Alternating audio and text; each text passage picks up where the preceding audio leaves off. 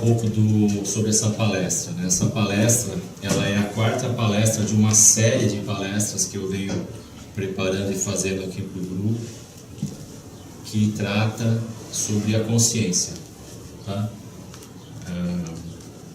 Então, sendo a quarta palestra, eu vou pedir licença para vocês aqui para expor, né, nessa palestra algumas conclusões de alguns estudos que eu realizo sobre esse tema, para poder trazer isso, mas eu também estudo isso já faz algum tempo, né, em caráter pessoal, não sou profissional da área, então é um estudo mais filosófico do que técnico, né? Então pedi licença para vocês para trazer essa palestra aqui com algumas conclusões pessoais e dizer que eu entendo que é uma opinião pessoal minha, muitas das coisas que está aqui, muitas das coisas eu trago de aprendizados que eu tive nesses estudos, né, mesclando e fazendo algumas conclusões.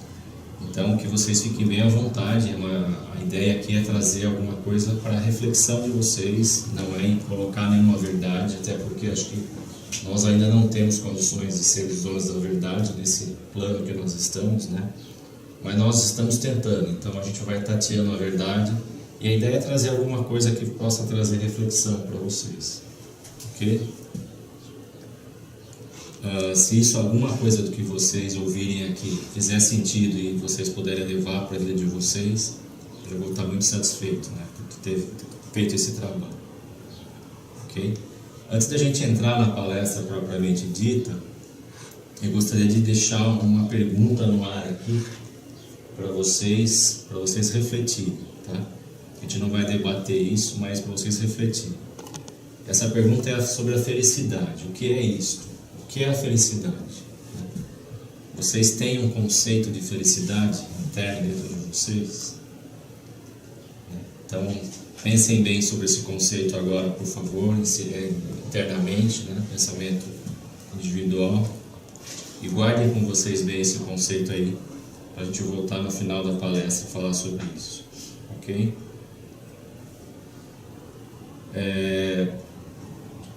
Para a gente começar a nossa palestra, como ela é uma quarta palestra de uma série, a gente vai fazer uma pequena recapitulação das primeiras três, porque algumas pessoas são novas, não participaram das três primeiras, algumas vieram e participaram de uma ou de outra, né? Nem todos, e também aqueles que vieram as três podem não lembrar de algum detalhe que vai ser importante para a gente construir o raciocínio da quarta palestra. Vamos recapitular a primeira palestra, que o tema dela, né, o título dela é Evolução Espiritual na Matéria. Essa primeira palestra, ela fez um acompanhamento da evolução do corpo físico, da matéria, na verdade, da vida na matéria no plano terrestre, fazendo uma analogia ou fazendo um acompanhamento através de um modelo didático oriental, que são os chakras, né? Então, eu não quero discutir sobre os chakras aqui, porque muita gente pode não conhecer, ou não entender, ou não aceitar a filosofia dos chakras. Embora alguns videntes eles vejam os chakras, algumas pessoas podem não acreditar, mas isso não é importante. O importante é a gente entender a evolução da matéria, e eu usei o modelo dos chakras, mesmo que didaticamente, porque ele acompanha bem essa evolução. Então, embora esteja de cima para baixo os chakras aqui, ele na verdade é de baixo para cima, né? Só que na ordem ele vem de baixo para cima e no texto fica melhor colocar dessa forma. Então, o chakra básico, né, que fica na base da coluna, mais ou menos onde tem o osso do cóccix, ele é o chakra responsável pela materialização do corpo físico, absorção da energia telúrica. O que vem a ser isso? O chakra básico é o primeiro centro de força, o primeiro estágio da evolução da vida na matéria, lá há muito tempo atrás, nos organismos unicelulares, onde a principal preocupação desse organismo, se a gente pode dizer assim, mas a principal função desse organismo era se alimentar. Ele só se alimentava. E a própria reprodução dele era assexuada, ou seja, ele só se dividia e criava uma cópia exata desse primeiro organismo. Então, o chakra básico é esse princípio da absorção da energia para a manutenção da vida, tá? E no ser humano, ele é o chakra que é responsável também por isso, ele mantém essa função.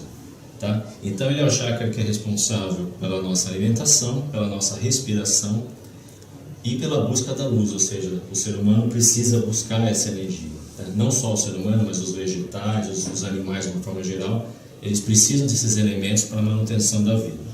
Tá? Então esse é o chakra básico. Depois de algum tempo, como eu falei na primeira palestra, os seres vivos começaram a evoluir e eles começaram a se reproduzir sexualmente. Isso foi muito importante, conforme eu falei na outra palestra, porque a reprodução por cópias ou mitose, ela cria um organismo idêntico, então não tem evolução.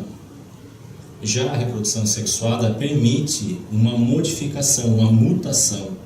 Então o chakra que é responsável por isso é o chakra genésico, também chamado de sexual pelos orientais, mas os ocidentais, talvez pelo nome sexual, trazer uma conotação um pouco mais sensual, então se colocou genésico, mas é o chakra da geração da vida.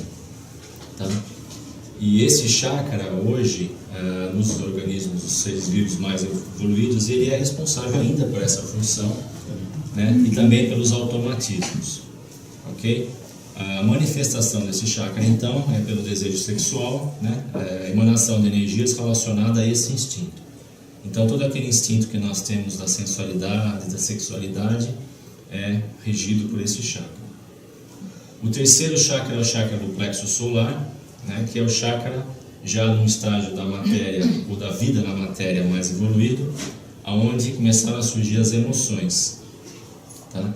Então, a partir de um certo estágio da vida na matéria, os animais começaram a apresentar as emoções. Tá?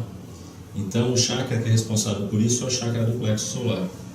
Então, é o chakra que é responsável pelas manifestações de medo, de raiva, de angústia e de alegria. Tá? São estágios de emoções momentâneas, ou seja, aquilo que o animal sente e passa. Então, esses são chamados de emoções. Depois vem o chakra cardíaco, que é o chakra já dos sentimentos, importante na fase da fixação do aprendizado, eu vou explicar por quê, né? E a manifestação são através dos sentimentos que nós temos, né? O amor, o ódio, a piedade, o egoísmo, o orgulho, a vaidade e o altruísmo. Se vocês pensarem um pouco, a diferença entre emoção e sentimento é bem essa. A emoção é uma coisa instintiva, que desde o animal já existia, né? O sentimento já é uma coisa raciocinada. Ele é um conjunto de coisas, né, de emoções, memórias e interpretações, e aí você cria um sentimento, ou seja, aquilo fixa em você. Então você mantém um sentimento por alguém ou por alguma coisa. Então ele já vai um pouco além, já é um estágio evolutivo superior às emoções. Então esse é o chakra cardíaco. Depois é o chakra laríngeo, que é o chakra da expressão.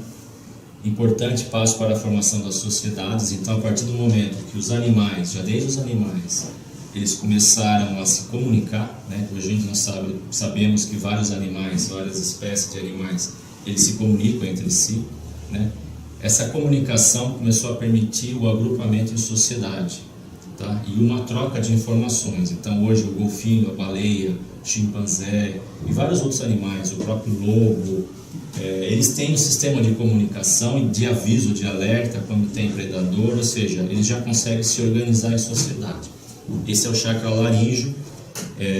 Foi essa etapa da evolução que permitiu que o homem viesse depois. Tá?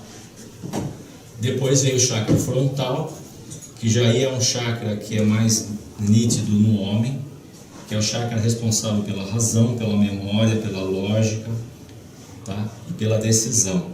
Tá? É o chakra que é o chakra do pensamento. Então isso já apareceu nos animais também. Os animais têm um nível de raciocínio limitado, mas ele é muito mais nítido no ser humano. Tá? Então esse é o chakra frontal, que veio nesse estágio evolutivo.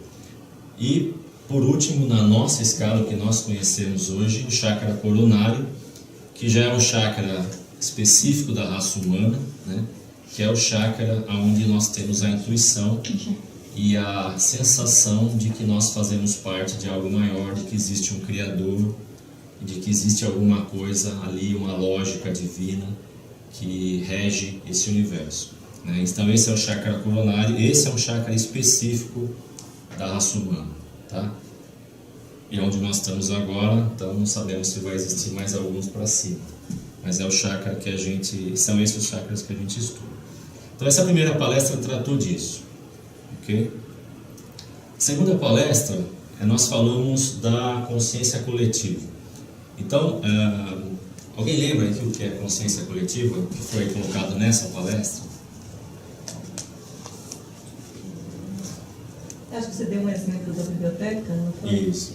A consciência coletiva que a gente colocou na palestra, na segunda palestra, foi o seguinte: é que a nossa consciência ela não é individual, tá? Não só nós precisamos de companhia para convivermos fisicamente, como o nosso consciente também ele se conecta mentalmente com outras consciências que convivem com a gente. Nós fazemos parte de um todo, né?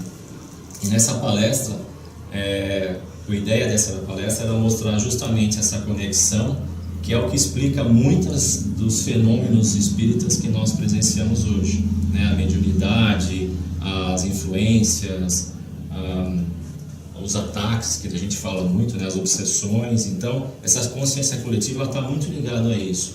A nossa consciência, ela está conectada.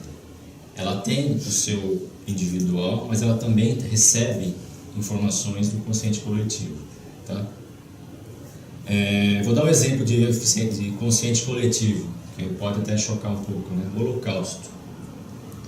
Se vocês, quem leu, estudou, viu algum documentário sobre o Holocausto, no Holocausto, os alemães, eles acharam uma forma, talvez, de ocupar o território e os bens dos judeus, e eles começaram a prender os judeus.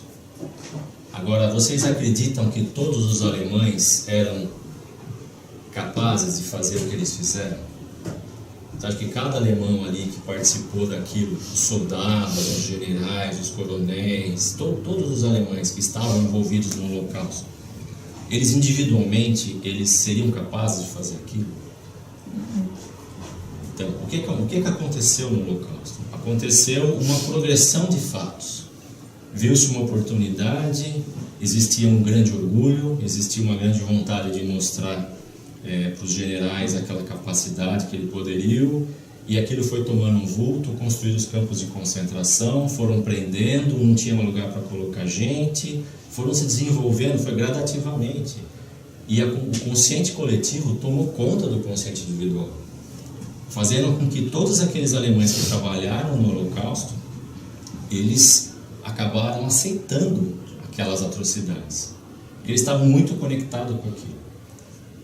Agora, existem vários relatos, quem tem a oportunidade de ler a respeito, existem vários relatos de alemães que se arrependeram, depois que saiu daquele mental coletivo, se mataram, ficaram traumatizados, porque aquilo foi muito forte para eles. Eles ficaram com um remorso muito grande, né? Então, assim, esse é um exemplo de consciente coletivo. Outros exemplos que a gente tem por aí, né? Os times de futebol, por exemplo, a torcida, né? Quando vai assistir um jogo, entra naquela energia coletiva, se tem uma briga, muita gente entra. Individualmente, talvez a pessoa não é uma pessoa violenta, mas naquele consciente coletivo, ela acaba entrando naquele negócio. E um outro exemplo até chocante, né? O estupro coletivo que nós vimos. Muita gente que participa disso, em alguns países isso é mais comum, não são capazes de fazer isso sozinhos. Mas quando estão envolvidos no consciente coletivo, eles parecem que ficam mais fortes, toma conta deles. Saques de lojas, protestos onde tem violência, vários exemplos onde a gente pode ver que o consciente coletivo às vezes toma conta do nosso consciente individual, porque isso é uma característica do ser humano, uma característica da nossa consciência. Então foi isso que nós tratamos na segunda palestra. E também nós falamos, como a Beth falou, da biblioteca. Foi o exemplo que eu passei, que como nós vivemos nesse consciente coletivo, né? Então, a cada vez que eu tenho uma decisão para tomar, eu acabo me conectando de acordo com a minha vibração, da minha sintonia, eu acabo me conectando num consciente coletivo, dependendo da situação, mais ou menos, e é como se eu estivesse numa biblioteca consultando um livro para ver o que eu vou fazer, né? Então, hoje, nós vivemos uma parte individual e uma parte coletiva. Isso que é muito importante da gente tomar cuidado, né? Da gente adquirir essa nossa responsabilidade, porque na verdade, mesmo sendo coletivo, a responsabilidade é nossa. Mas de entender isso para que a gente possa acertar a vibração, né? Ao invés de você tomar uma decisão com a cabeça quente, você está conectado num consciente coletivo onde a energia é violenta. Então muitas vezes você vai tomar uma decisão de cabeça quente e depois você vai se arrepender. Fala, nossa, eu não sei porque eu tive coragem de falar isso. Porque você estava envolvido nesse consciente coletivo. Então essa foi a palestra número 2. E a terceira palestra, talvez tenha sido uma palestra um pouco mais complexa, foi a palestra de título Ascensão da Consciência, tá? E a gente acabou passando construindo algumas ideias para chegar na conclusão do seguinte, do modelo do elástico, tá? Vocês estão vendo aí, que é para mim o que melhor explica hoje a lei, né, do karma, a lei da ação e reação, ou a lei do livre-arbítrio, tá? Se alguém lembra quando a gente discutiu isso aqui no tema de estudo contemporâneo, a gente falou do modelo de Pitágoras, né? Pitágoras dizia assim que o livre-arbítrio ele era como o triângulo de 2 catetos e a hipotenusa lá, que ele faz as pontas. Você toma uma decisão numa direção, existe um fenômeno ou um determinismo que leva você para uma outra direção e o resultado final então é a hipotenusa. Só que no triângulo de Pitágoras ele sempre falava do triângulo, né, com ângulo reto. Esse determinismo ele era sempre perpendicular à direção que você estava indo, né? E eu fiquei pensando sobre aquilo, eu falei, mas não faz sentido, porque independente da decisão que eu tomo ou da ação que eu tomo, eu não vou ter um determinismo sempre perpendicular. Então esse determinismo, essa direção vai variar em função da minha decisão, né? E aí que eu cheguei nesse modelo aí que para mim explicou bem, o modelo do elástico explica bem isso daí, que é mais ou menos o seguinte, né? Nós estamos aqui nesse ponto aqui, né? Aí só voltando aqui, o que é esse círculo?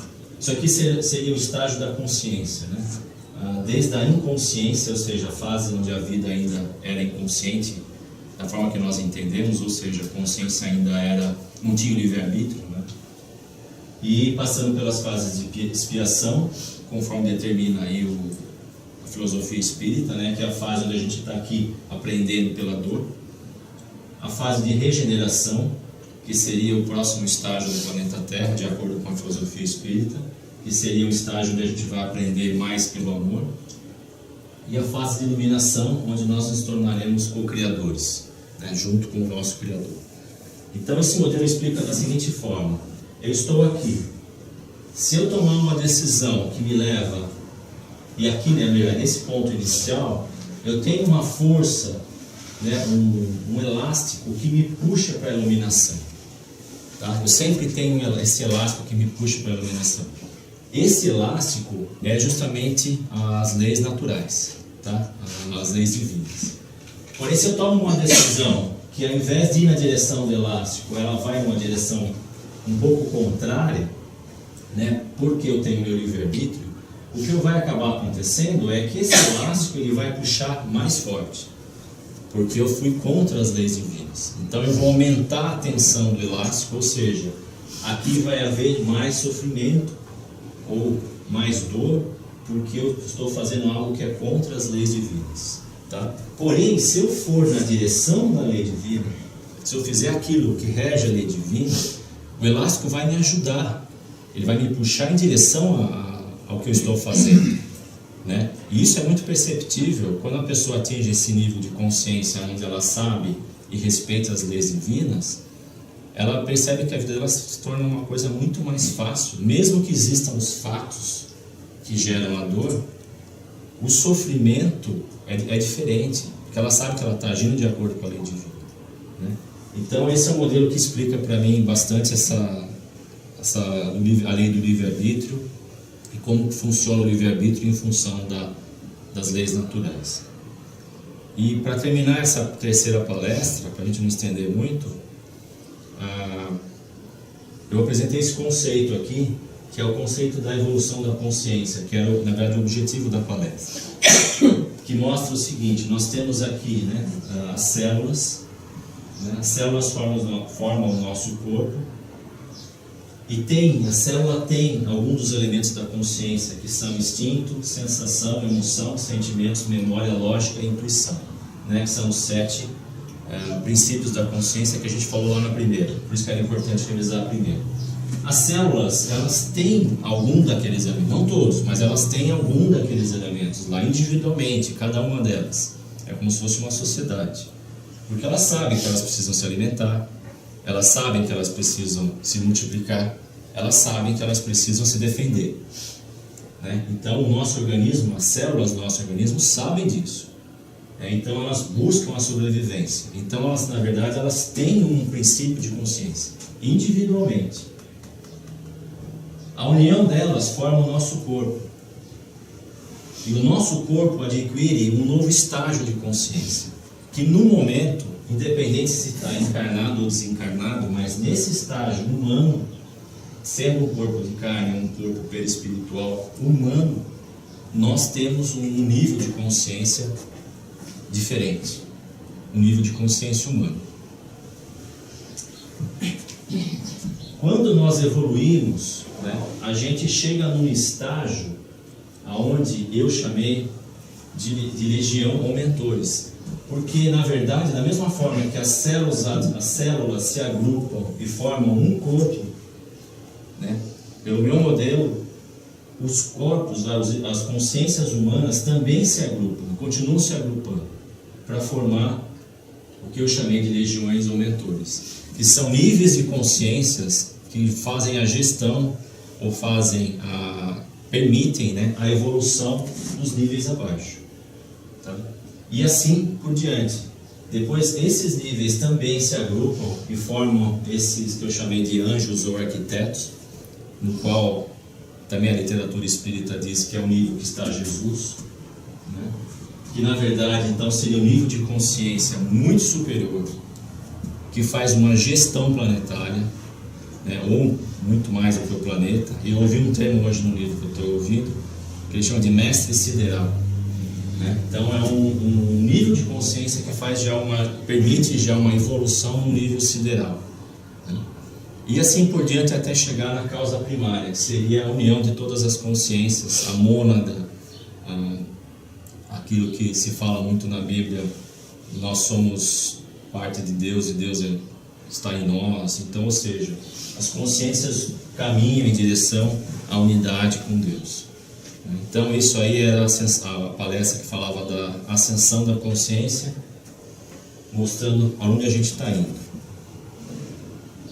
Bom, as 3 palestras então elas preparam para a gente dar início à palestra número 4, que é a reforma íntima sobre a luz da consciência. Reforma íntima é um termo muito debatido nos palcos religiosos, especialmente os espiritualistas. A gente ouve muito isso daí em várias religiões. Você precisa fazer a sua reforma íntima. Por que é tão importante fazer a reforma íntima? Por que vocês acham que é importante fazer a reforma? Alguém que gostaria de comentar o porquê? Oi? Para a gente seguir no elástico? Essa é uma forma técnica de ver, sim, para a gente poder seguir as leis divinas, né? Respeitar as leis divinas e ascender espiritualmente ou consciencialmente. Acho que é para você se conhecer e, digamos assim, quando você tiver que estar em um momento de decisão, você optar por uma consciência coletiva vibrando no bem, no alto. Okay. Cada um tem uma ideia, né, do porquê é importante fazer a reforma íntima. É até meio óbvio. A gente sabe que no nível que nós estamos, né, da nossa evolução, a gente sabe que a gente precisa se melhorar para poder evoluir, né, que isso não vai ser dado de mão beijada para a gente, porque não faz sentido. Agora, como fazer a reforma íntima? Isso é algo bastante complexo. Porque como fazer a reforma íntima, você vai ver diversas teorias, diversas receitas, mas não existe uma única receita.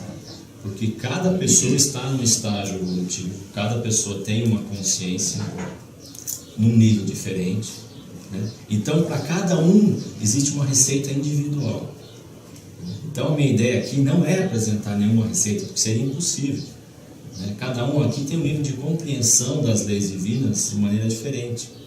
Então, não tem como eu chegar aqui e falar, faz assim, que pode fazer sentido para um, mas não vai fazer sentido para outro. Vai falar, não, eu vou passar por trouxa, alguém pode falar, né? O outro pode falar, não, faz sentido, vou fazer. Então, assim, é muito difícil de aplicar uma receita. Mas a gente pode, através do conhecimento do mecanismo, achar a nossa receita. É esse o objetivo da palestra. Tá? Bom, primeiro, antes da gente então ir direto para a reforma íntima, para essa ferramenta, vamos entender o que é personalidade, que a gente vai precisar disso. Existem dois conceitos diferentes, né? Ou duas maneiras de você entender personalidade. Tá? Uma maneira é o seguinte, que a personalidade é uma proposta ao espírito, né? Algo que é proposto ao espírito, ou é proposto até pelo espírito, dependendo do nível de livre-arbítrio que ele tem ou de consciência que ele tem, para vir ao plano físico. Então ele fala, eu quero ir ao plano físico como tal personalidade. Eu quero aprender agora isso, então eu quero ir como homem ou mulher, como empregado ou patrão, quero ter isso, não quero ser pobre, eu quero ser rico, ou seja, ele vai ser proposto uma personalidade para ele ou ele vai escolher uma personalidade. Então, quando ele vem ao plano físico, chama-se isso de personalidade. Tá? Isso é um conceito. Poderíamos também chamar esse conceito, essa forma de entender, não de personalidade, para não confundir, mas de identidade. Então, todo mundo tem uma identidade quando vem ao mundo físico. Então, eu sou o Rodrigo, vocês são vocês, né? Cada um de vocês. Então, isso é uma identidade, para a gente não confundir com o segundo conceito, que é o conceito de personalidade psicanalítica, que foi definido bem da forma que eu entendo pelo Jung, tá? Que a personalidade é um conjunto de personas, tá? Formadas ao longo da vida encarnada em interação com o meio. Ou seja, então não é mais uma coisa única, é um conjunto de pessoas. Para quem não viu ou não leu a respeito, persona é um termo grego que significa máscara. Tá? Tem aquelas máscaras do teatro grego que tem uma rindo e uma chorando. Tá? Isso são personas. Então ele está falando que a personalidade é um conjunto de máscaras, um conjunto de coisas que eu crio ao longo da minha vida, né? De pessoas que eu quero parecer ser, ou que eu creio ser ao longo de algumas etapas da minha vida, e vou somando isso, tá? Essas personas. Formadas ao longo da vida encarnada, a interação com o meio. Porque essa persona, ela é muito influenciada pelo meio. Se eu estou num meio hostil, eu vou criar uma persona. Se eu estou num meio saudável, eu vou criar outra persona. Se eu estou num meio de fartura, é uma persona. Se eu estou num meio de pobreza, é outra persona. Então, ou seja, eu moldo essas minhas personas em função do meio. Não só do meio, da sociedade, das culturas, das crenças, podendo se manifestar, e aí é o termo persona mesmo, né, quando se manifesta. Então eu sei que aquela pessoa é assim, ela está mostrando aquela persona para mim. Ou ela pode ser reprimida em nosso inconsciente, ou seja, eu crio uma persona, mas eu não mostro para ninguém. E esse conceito Jung chama de sombra. E aí que está o problema. Esse conceito poderia também considerar o acúmulo de nossas experiências ao longo de nossa existência espiritual. Ou seja, não só as máscaras que nós colecionamos ao longo de uma existência, mas as máscaras que eu vivi ao longo de todas as minhas existências.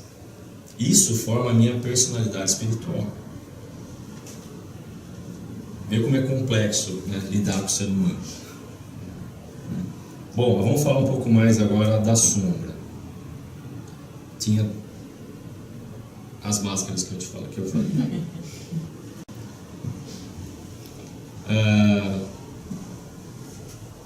Para a gente entrar na sombra, vamos falar um pouco da consciência encarnada e da consciência livre. A consciência encarnada, o que é? É óbvio, né? É a percepção que nós temos do mundo através do ego. Tá? O que é ego? O ego é a interpretação do consciente livre, sob o ponto de vista da identidade, a partir de informações recebidas do meio físico, através do campo sensorial e emocional do corpo físico. Ou seja, é um pedaço da minha consciência que só entende o meu corpo físico. É o meu avatar. Para quem gosta de videogame ou de assistir filme, né? O meu ego é o meu avatar. É aquele que participa, que sente, que interage com o meio físico. Tá? Então esse seria o ego. Então a consciência encarnada, ela é muito ligada ao ego, né? Porque quando a gente está em vigília, a nossa consciência se confunde com o ego. A gente cria a ilusão de que nós somos o nosso ego, né? E isso aí não é ruim. O ego, ele é como o fogo. Ele é perigoso, mas ele é extremamente útil. E isso é uma coisa que muitas das escolas espiritualistas falam para a gente de desvincular do ego. É muito perigoso, porque o ego é necessário, ele é extremamente útil. Ele é útil porque é através dele que nós interrelacionamos no mundo físico. Se não tivéssemos ego, eu não conseguiria me relacionar com ninguém, porque eu não seria ninguém. Ou pelo menos eu falaria que eu era uma pessoa e a pessoa fala, não, você não é essa pessoa, você é outra. Então, ou seja, o ego é necessário.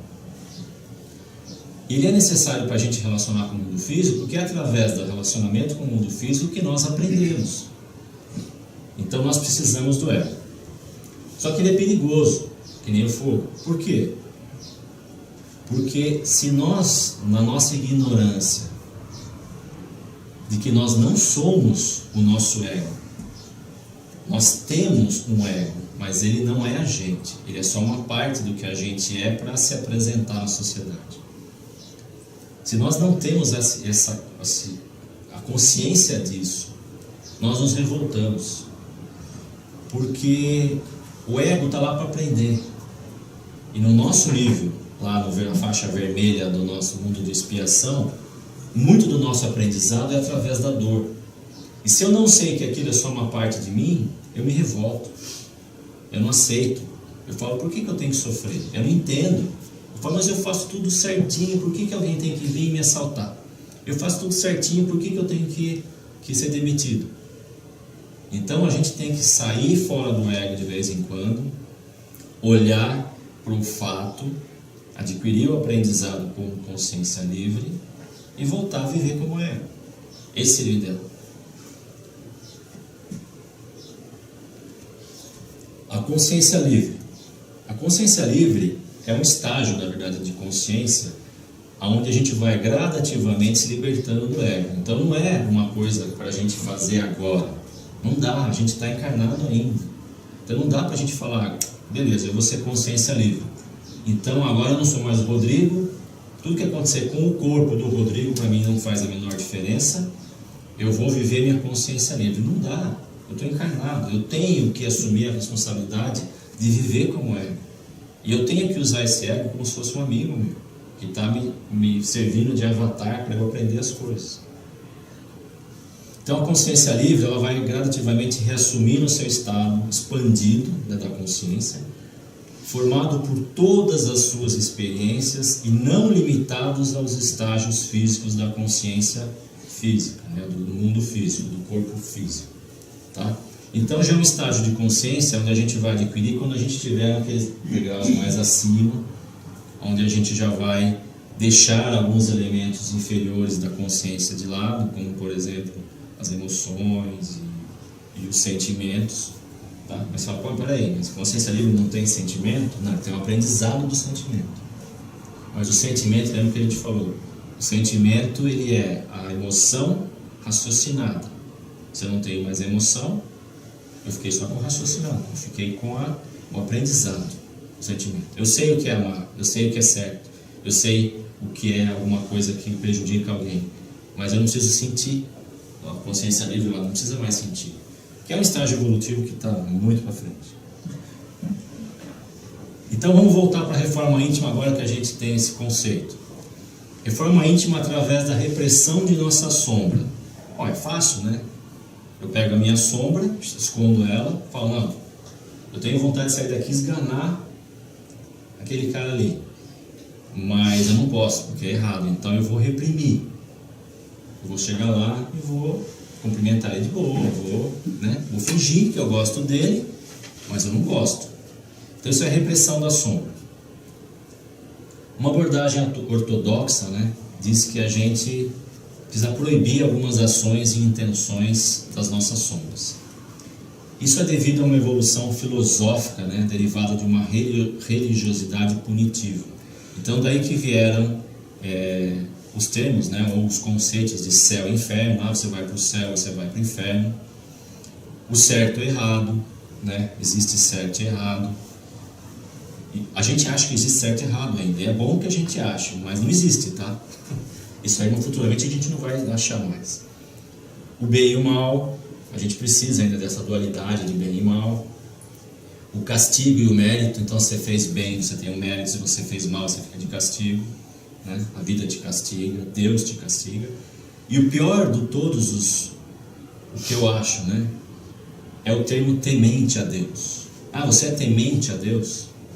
Se eu tiver que temer a Deus, que é bom infinitamente e justo, eu vou temer tudo o resto. Eu não preciso temer a Deus. Deus não está lá para me punir. Então isso aí vem de uma religiosidade ortodoxa. Não estou mencionando a religião, tá? Não é objetivo falar da religião, mas vem de uma época onde nós tínhamos um estado de consciência, né, um mindset, que nos dizia fazer sentido a repressão de nossos estágios evolutivos da consciência como forma de nos melhorarmos. Então, se eu sinto vontade disso é errado, eu reprimo. Isso é ruim? Não é ruim. Isso é necessário também. Porque essa abordagem tem tido uma utilidade muito grande numa época onde a consciência não conseguiria entender de outra forma. Então, só através da repressão da sombra, naquele estágio de consciência, que a gente conseguia ter os aprendizados que a gente precisava. Tá? Só que esses aprendizados, muitos deles, vinham através da dor. Vêm através da dor. Porque a gente está reprimindo uma essência nossa, uma parte que é essencial da nossa consciência livre, que é a nossa sombra. Tá? Então, nós, no estágio evolutivo, onde a consciência coletiva humana não estava preparada para um autoconhecimento mais profundo. Então, assim, não é ruim, nada é ruim no universo. O universo não desperdiça nada, nenhuma energia desperdiçada. Tudo é colocado no seu momento certo. E o momento que nós estamos passando agora é um momento onde a gente tem que começar a entender a diferença entre essa abordagem ortodoxa da repressão, né, que é a busca do aprendizado pelo dualismo, o sofrimento e a felicidade. O que acontece com a nossa sombra nesse contexto, quando a gente faz isso? A gente reprime a nossa sombra. O que acontece quando ela desaparece? Ela desaparece. Esse é o problema. Ela não desaparece. Quando a gente reprime a nossa sombra, a gente vive uma vida inteira reprimido e vai descarregar em outra vida. A gente vai, se essa sombra é muito intensa, uma sombra forte, a gente vai vir para uma vida para poder viver essa sombra. É por isso que nesse estágio evolutivo nós temos que aprender a fazer diferente. Que é a reforma íntima através do autoconhecimento. O que a reforma íntima através do autoconhecimento fala para a gente? Primeira coisa, a gente tem que aprender a conhecer as leis universais. Porque não existe uma forma de você evoluir fora das leis universais. Você é parte delas. A sua consciência foi criada dentro das leis universais. Então, é a cartilha que a gente usa. Nós não podemos sair fora. A primeira lei universal que a gente tem que entender é a pluralidade das existências e dos mundos. Existem vários mundos, existem vários estágios de evolução. Nós temos a vida eterna para a gente aprender Nós não vamos morrer e desaparecer. Só que a gente tem que evoluir, a gente tem que se esforçar para isso. A gente não pode ficar parado também. Ou seja, essa compreensão dá para a gente um alívio, que ao mesmo tempo eu sei falar, poxa, então eu tenho um pouco de tempo, eu tenho outras oportunidades, né? Se eu errei, eu vou ter a oportunidade de consertar. Isso é muito bom. Então isso é importante saber. E também entender que existem vários mundos, vários estágios. E que essas oportunidades, enquanto eu não estiver galgando novos estágios, eu estou vivendo as mesmas experiências, no mesmo nível consciencial. E é isso que a gente tem que falar, pô, tá bom aqui, eu quero viver todas as minhas encarnações nesse nível, é impossível, a lei divina não permite isso. Nós temos que evoluir. Então tem que conhecer esse conceito. A segunda conceito é a lei da ação e da reação, que algumas pessoas chamam de lei do karma. Embora eu acho que a lei do karma traz uma conotação negativa, e não é. Karma não é coisa negativa. Karma é só ação e reação. Então tudo que eu faço para o universo me dá uma lição que eu preciso para aprender sobre aquilo que eu fiz.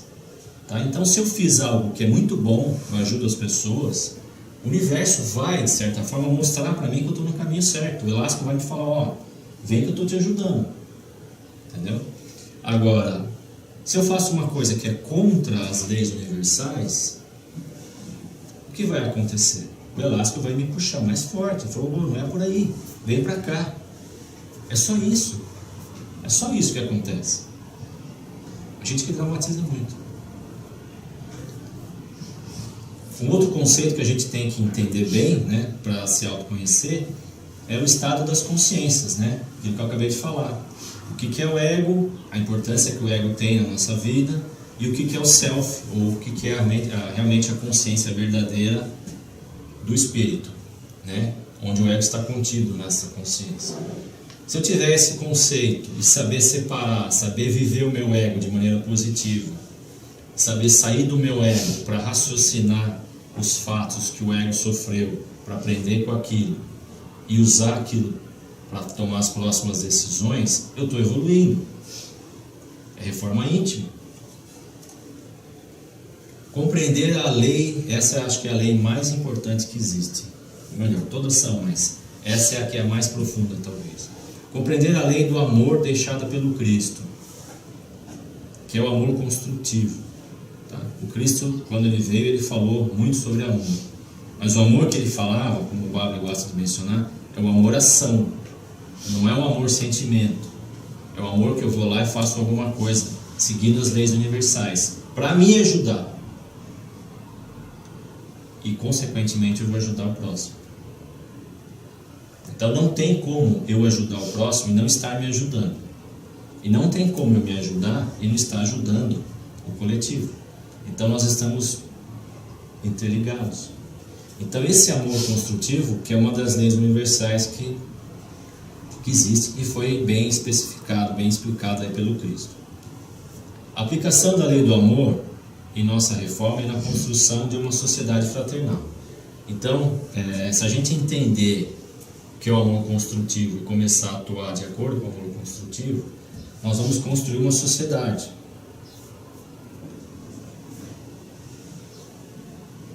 Não existe como evoluir sem ser sociedade. Aquele que imagina o seguinte, não, eu vou fazer tudo certinho, eu vou lá na frente, os outros que se danem, não existe isso. Nós estamos interligados, nós temos que evoluir em conjunto. É lógico que aquele que insiste no erro vai ficar um pouco para trás, mas nós não podemos falar, eu tenho que tentar ajudar aquele lá que está errando. Aquele que mais precisa de ajuda. Mas ele é ruim, ele faz um monte de coisa errada, ele é orgulhoso, ele é egoísta, ele fala que faz porque ele quer fazer, é o que mais precisa de ajuda. Porque é o mais ignorante, é o que mais desconhece as leis universais. E a conscientização que a evolução ocorrerá com a integração das consciências. Aquilo que eu falei, nós não vamos evoluir sozinhos. Nós temos que subir e ir integrando as consciências. É por isso que é importante subir junto. Por isso que é importante evoluir em sociedade. Né? Eu imagino um mundo de regeneração como uma sociedade que tem muito poucos problemas. Uma sociedade onde tudo funciona, todas as pessoas se respeitam, né? Não existe pobreza, não existe fome, não existe violência. né? Esse seria o mundo de regeneração. E aí as consciências estariam mais ou menos no mesmo nível, que um se respeita, todo mundo se respeita, e essas consciências começariam a se integrar cada vez mais, porque estariam muito mais sintonizadas num estágio evolutivo. E isso aí permite que você faça ascensão. Enquanto a gente não conseguir chegar nesse nível, fica difícil evoluir, porque a gente faz parte do mundo físico. A gente precisa trazer as consciências com a gente. Conclusão. Então, a reforma íntima através do conhecimento é a reforma íntima através da iluminação da nossa sombra. E o que é a iluminação da nossa sombra? Como fazer isso? Quem aqui já ouviu falar da Kundalini? Já? É através da Kundalini. Primeiro a gente precisa compreender e aceitar a natureza dos nossos instintos, emoções e sentimentos. Se eu tenho um instinto ruim, uma emoção ruim, um sentimento ruim, eu não posso sufocar isso aí, eu tenho que trabalhar isso aí. Buscar através do autoconhecimento e no desenvolvimento intelectual e moral formas de transformarmos essas energias de baixas vibrações em energias e vibrações mais elevadas. Vocês já ouviram falar daquela frase, né? A dor é inevitável, mas o sofrimento é opcional. Quem já ouviu falar? Todo mundo já ouviu falar. É uma frase muito usada aí no contexto espiritualista. Por quê? Porque a dor é uma sensação física. É um sinal importante do corpo físico de que algo está errado e necessita uma providência.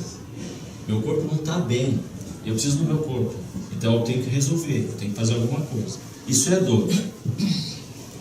O sofrimento, ele é um estado mental. Ele é um desconforto gerado por uma dor física ou não. Pode ser uma dor emocional, uma dor afetiva. O sofrimento também é um sinal de que existe algo errado, só que não com o corpo físico, mas com o espírito. Se ele está sofrendo, é porque ele tem alguma lição para aprender. Da mesma forma que eu tomo um remédio para curar uma dor física, eu preciso buscar o meu remédio para curar o meu sofrimento. E esse remédio para curar o sofrimento é o aprendizado, é a lição, é adquirir o aprendizado daquela lição. Através da reforma íntima, através de tudo isso que a gente falou. A opção que tem é, devemos focar no sofrimento ou tentar obter o aprendizado daquilo. Muitas pessoas fazem. Eu estou sofrendo muito. Aconteceu tal coisa comigo, fui mandado embora, ou alguma coisa assim, estou sofrendo. E foca no sofrimento. E deixa de se perguntar, por que estou sofrendo? Porque eu perdi meu emprego, ou porque aconteceu tal coisa, perdi um ente querido, tá bom. Vou sofrer, deixa sofrer, faz parte da sua sombra isso. Sofre um pouco. Só que sai do ego, fala, tudo bem, mas isso é o ego que está sofrendo. É o meu ego que perdeu um ente querido, é o meu ego que perdeu o emprego. Deixa eu ir para o meu estágio de consciência livre. O que eu preciso aprender com aquilo? Eu perdi o emprego porque eu mereci perder o emprego? Porque a situação financeira do país ou da companhia está ruim? O que eu preciso aprender com aquilo? Eu preciso melhorar meu currículo? Eu preciso fazer o meu ego ficar mais... ter mais experiência? Ou seja, aprende com aquilo. Perdi um ente querido, é complicado. Sai do meu ego. Perdi o meu ente querido. Ele desapareceu? Não, ele foi para um estágio, ele está evoluindo. Ele vai se reencarnar de novo, vai vir de novo. Ok, deixa eu tentar racionalizar aquilo. Rodrigo, você está parecendo que é muito fácil. Está fazendo parecer que é muito fácil. Não é, gente. Não é fácil. Só que a gente precisa saber que existe essa ferramenta para a gente um dia conseguir usar. Esse é o objetivo. Então, a gente tem que tentar fazer esse desacoplamento do ego para poder racionalizar o meu sofrimento, para poder trabalhar, aprender aquela lição e pronto. Quando nós conseguimos, a gente fez essa reforma íntima daquele aspecto. Não é fácil. É um modelo. O que mais? Entender que todo sofrimento vivenciado pelo nosso ego, no plano físico, consiste num importante aprendizado para o nosso espírito, que poderíamos ter tido pelo amor mas por nossa ignorância das leis universais acabam vindo pela dor. Como nós ainda estamos muito ligados no nosso ego, a gente acaba vivendo aquele aprendizado com dor, né?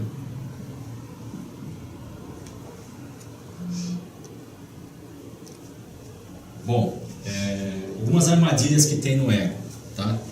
Que a gente precisa ter em mente, que é o idealismo, tá? Isso é um grande mal da sociedade humana atual, é o idealismo, tá? O que é o idealismo? Eu li essa frase e achei bem interessante para explicar o que é o idealismo. Ao concentrarmos em nossos ideais, deixamos de viver a realidade. Ou seja, enquanto eu vivo o meu, eu tenho que, isso não é justo. Só serei feliz quando, e outras essas frases que a gente costuma viver no dia a dia, onde a gente coloca sempre uma situação ideal, que não é a que nós estamos, como sendo uma meta, como sendo aquilo que é importante. Isso aqui não é. Não adianta, isso aqui para mim não serve. Eu tenho que ter aquilo. Não estou falando bem material, estou falando de tudo. Eu tenho que atingir aquele estágio. Então eu idealizo um estágio de vida para mim e eu não vivo o presente. Se eu quero ter um emprego diferente e eu fico pensando naquele emprego, eu tenho que conseguir aquele emprego, eu tenho que conseguir aquele emprego, ou qualquer outra coisa do gênero, eu não estou vivendo a minha vida presente. Eu fico vivendo uma hipótese futura. Então isso é um grande problema do ego hoje também. Ele cria os idealismos. Viver a realidade não significa se conformar, que isso pode parecer que alguém fala assim, mas espera aí, é saudável você ter objetivos. Viver a realidade não significa conformar, mas aprender a aceitar os ensinamentos que ela nos oferece e, através da nossa reforma íntima, mudar a nossa realidade. Então não adianta eu querer alguma coisa, eu tenho que viver hoje, planejar o caminho daqui até onde eu quero ir e viver cada caminho, cada passo dessa jornada. Vamos aproveitar a jornada, vamos viver cada dia, vamos aproveitar cada ensinamento que eu tive até eu chegar onde para mim parecia ser ideal. Entendeu? Isso a gente não faz. A gente quer emagrecer, mas a gente não faz tudo o que tem que fazer. A gente quer ter um emprego melhor, mas a gente não faz aquilo que precisa fazer. A gente não vai atrás para melhorar o currículo, a gente não vai atrás, a gente não se expõe, né, para conseguir um emprego melhor. Então assim, a gente quer chegar lá, a gente não quer fazer a jornada. E a gente tem que aprender a fazer a jornada, construir essa jornada. Isso é reforma íntima. Então, ao invés de idealizar, coloca uma meta e fala, beleza, a meta é essa, acabou. Não vou viver mais a meta, eu vou viver o próximo passo. Então, se eu preciso chegar naquele emprego, ou sei lá, eu quero ter uma casa maior, ou eu quero conquistar, sei lá, o perdão de alguém, eu preciso traçar um plano e tenho que viver cada etapa, tá? Agora vamos falar um pouco, né, dentro da reforma íntima, vamos expor um pouquinho o que é o amor construtivo, porque eu acho que esse é um aspecto bem importante. Para vivenciar o amor construtivo, precisamos buscar as respostas para as nossas lutas diárias na lei divina, deixadas pelo Cristo, entre outros, porque o Cristo não foi o único que trouxe o ensinamento para a gente, não foi o único Espírito que veio trazer as mensagens. Nós escolhemos seguir as mensagens dele porque nós consideramos as dele não melhores que as outras, mas talvez suficientes, ou que abrangem a maior parte do que é importante. Mas a gente poderia também, como é o meu caso, seguir o Cristo e estar sempre olhando o que outros também falaram para complementar algo que talvez ele não tenha tido tempo de fazer. Amar ao próximo como a ti mesmo e amar o vosso inimigo. O que ele estava falando aqui? Amar o próximo como a ti mesmo e amar o vosso inimigo. Pô, gente, é tão batido discutir isso aí no centro espírita, né? Mas dentro desse contexto que nós falamos, amar o próximo e amar o inimigo, construtivamente, é construir uma sociedade. Porque enquanto eu não construir a sociedade, eu não vou evoluir. E ele já falava isso. Ama o teu inimigo, porque amar o teu amigo é fácil. Ama o teu inimigo, faz as pazes com ele, constrói a sociedade. Oferecer outra face. Essa é difícil, né? Oferecer outra face tem várias interpretações, mas vamos usar o que nós vimos na palestra. Oferecer outra face, o que significa isso dentro do contexto da reforma íntima? É estar preparado, é estar de mente aberta para passar pela experiência, mesmo que correndo o risco de sofrer de novo. Ah, mas eu terminei um relacionamento, foi um desastre. Esteja de mente aberta para viver um outro relacionamento. Entendeu? Ofereça a sua outra face para novas experiências. Porque senão você não vai aprender. E se você não aprender, você não evolui. Não julgar. Esse não julgar é difícil também, porque a gente sempre está julgando. Mas tem aqueles que falam assim, né? Não, mas eu não estou julgando para criticar. Eu estou julgando apenas para tentar entender. Para mim, não vou falar nada para ninguém. E se não julgar aqui, dentro do contexto da palestra, é justamente a gente compreender que cada um está no seu nível evolutivo. E não é porque o meu próximo ali, o meu vizinho ali fez uma coisa errada, que ele é inferior a mim. Porque ele pode fazer muito mais coisas certas que eu não faço. Então esse não julgar é falar assim, tira o foco do defeito do teu vizinho. Ele tem defeito, vai lá e ajuda ele. O amor construtivo. Julgar não. E foca nos teus defeitos. Julga os teus defeitos. Nem julga, né? Reconhece, se autoconhece. E aí, através da Kundalini, trabalha os teus defeitos. Esse é dentro desse contexto, o não julgar. Perdoar. Mesma coisa. Perdoar significa justamente, se alguém fez alguma coisa e te afetou, né? Se você criar um sentimento de antipatia por aquele alguém, você não está construindo, tá? Então, perdoar faz parte da construção, do amor construtivo. Compreender a unidade de Deus em sua criação. Então, por a gente entender, fala, pera, não adianta eu brigar com o meu próximo, não adianta eu viver isolado, não adianta eu querer evoluir sozinho, se o meu pai só vai descansar enquanto os filhos todos voltarem para casa. Então eu vou buscar o meu irmão que está ali perdido, para ele voltar comigo. Então isso é uma lei divina também que a gente precisa viver, né? Precisa vivenciar. Qual que é a meta dessa evolução? Ascender espiritualmente, seguindo as leis universais, que esse é o nosso objetivo, e a gente vai atingir isso com a velocidade compatível com o nosso esforço individual, não tenho dúvida disso. E ascender coletivamente, pois nós somos parte de um todo. Então, a gente pode ascender ajudando as pessoas. Então, isso aí é a meta dessa nossa evolução. Para um dia a gente estar todo mundo junto, no mesmo estágio evolutivo, co-criando com o nosso Pai.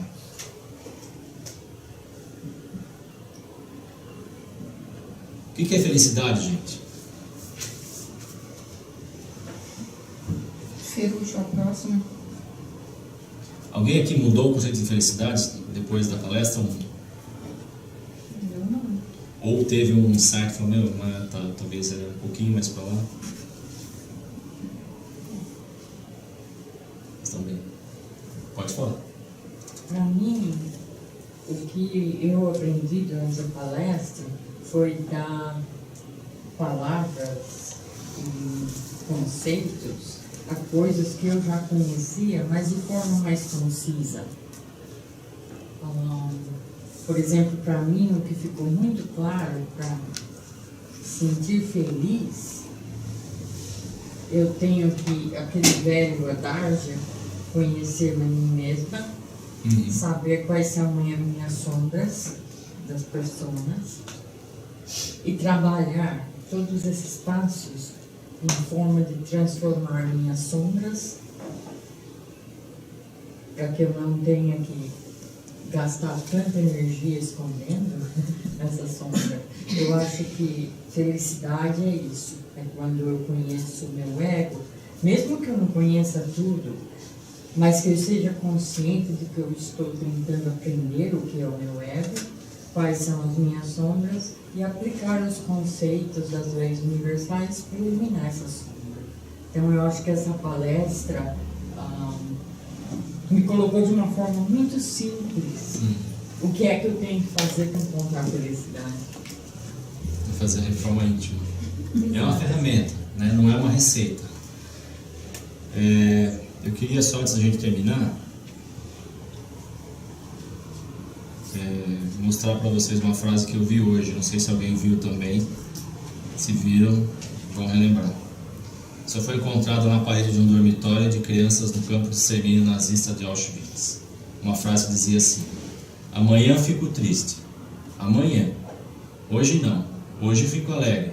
E todos os dias, por mais amargos que sejam, eu digo: amanhã fico triste. Hoje não. Para hoje e todos os outros dias. Então, na verdade, a gente vê que a felicidade é realmente um estado de consciência. Porque o corpo estava sofrendo muito. Muito. Violência, fome, tudo. Tudo aquilo que vai contra a natureza da sobrevivência humana. Uma violência assim, sem comparação. E da liberdade também, a privação da liberdade. E apesar disso, essa criança resolveu deixar para amanhã para ficar triste. Porque hoje não. Tá? Obrigado, pessoal.